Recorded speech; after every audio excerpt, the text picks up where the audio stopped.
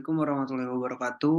Perkenalkan, nama saya Muhammad Farel Ardan dari kelas AB 4508. Pada kesempatan kali ini saya akan mempresentasikan implementasi dari Good Corporate Governance atau GCG pada PT Pertamina Indonesia.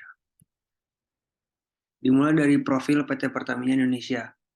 Pertamina senantiasa memegang teguh komitmen untuk menyediakan energi dan mengembangkan energi baru dan terbarukan dalam rangka mendukung terciptanya kemandirian energi nasional.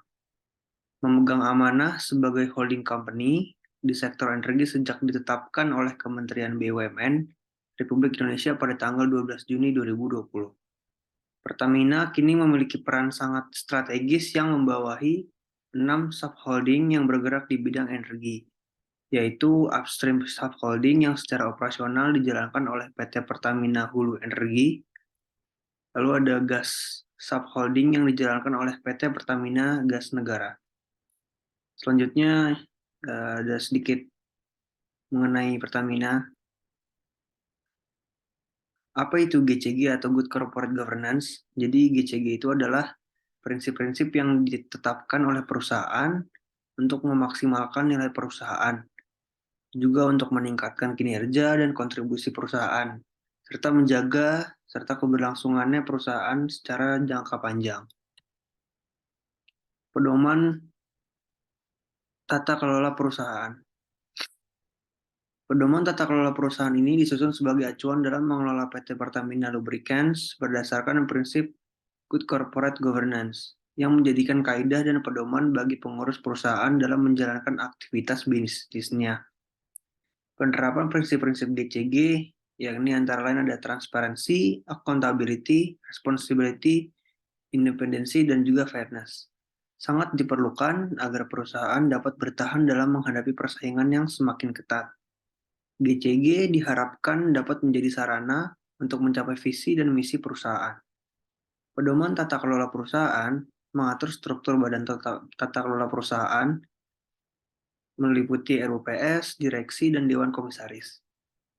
Proses tata kelola perusahaan dan organ pendukung badan tata kelola perusahaan, serta proses tata kelola perusahaan.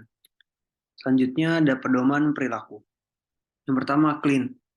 Perusahaan dikelola secara profesional guna menghindari benturan kepentingan, tidak mentolerir suap, menjunjung tinggi kepercayaan dan integritas, serta berpedoman pada asas-asas tata kelola korporasi yang baik.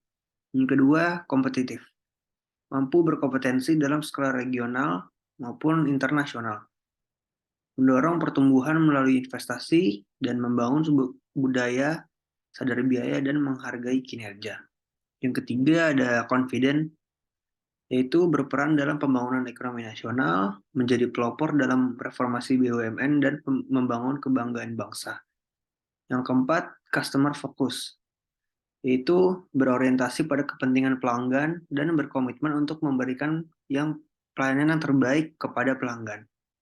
Selanjutnya yang kelima ada komersial, menciptakan nilai tambah dengan orientasi komersial dan mengambil keputusan berdasarkan prinsip-prinsip bisnis yang sehat. Yang terakhir, capable.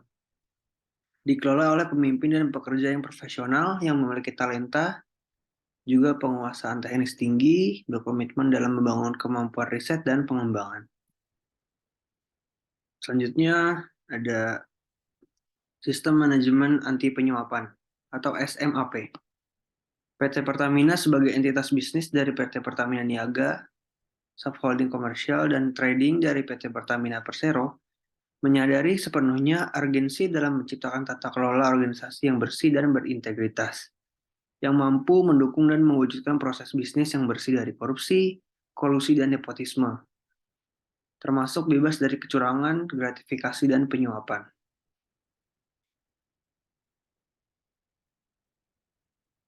Sekian presentasi dari saya, kurang lebihnya mohon maaf. Wassalamualaikum warahmatullahi wabarakatuh.